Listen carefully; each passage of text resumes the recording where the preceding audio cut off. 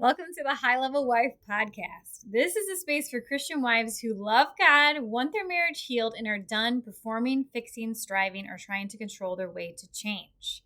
Here we're going to talk about marriage God's way through right order, surrender, heart posture, and spirit-led transformation. This is not self-help, it's discipleship. My name is Chelsey Holm, and my role is to help you move from awareness into obedience so real healing, wholeness, and restoration can take root. Let's begin. Two people can experience the exact same situation. This has always fascinated me so much.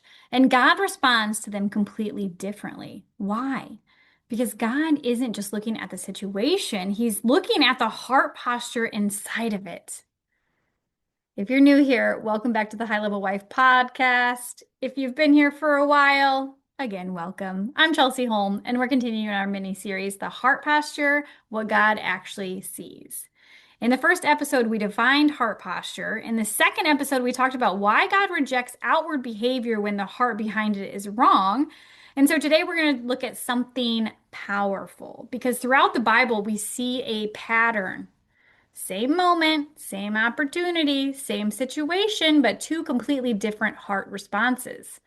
And God always responds according to the heart posture. I mean, right off the bat, Cain and Abel, right? They both brought sacrifices, but God accepted Abel's and rejected Cain's because of the heart behind it, right? But let's jump in and let's actually start with Judas and Peter.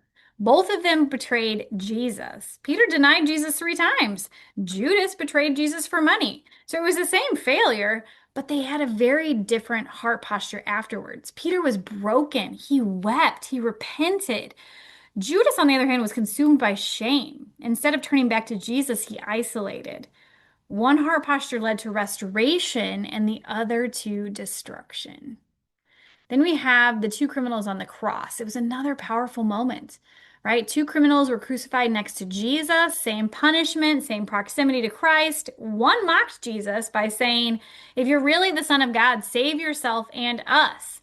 While the other criminal rebuked him and said something remarkable.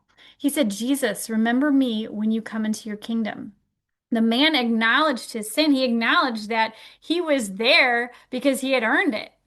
He acknowledged his need, and he acknowledged Jesus' authority. And Jesus responded to him immediately.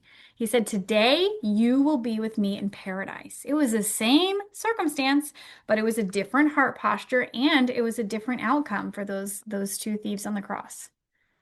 We see this pattern again and again with the Israelites in the wilderness, right? God delivers them from slavery in Egypt. He parts the Red Sea. He provides manna. He leads them by cloud and fire.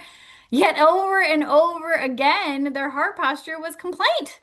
They grumbled and they doubted and they longed to go back to Egypt where they were slaves. How quickly they forgot. Not because God hadn't provided, but because their hearts were still oriented toward fear and control. On the other hand, Joshua and Caleb saw the same giants in the promised land, but their heart posture was faith.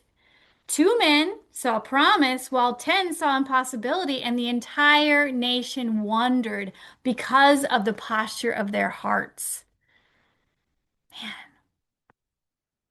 I talked about King Saul last episode, but I want to talk about him again because it's another striking example between Saul and David. Both kings sinned. Both were confronted by prophets, right?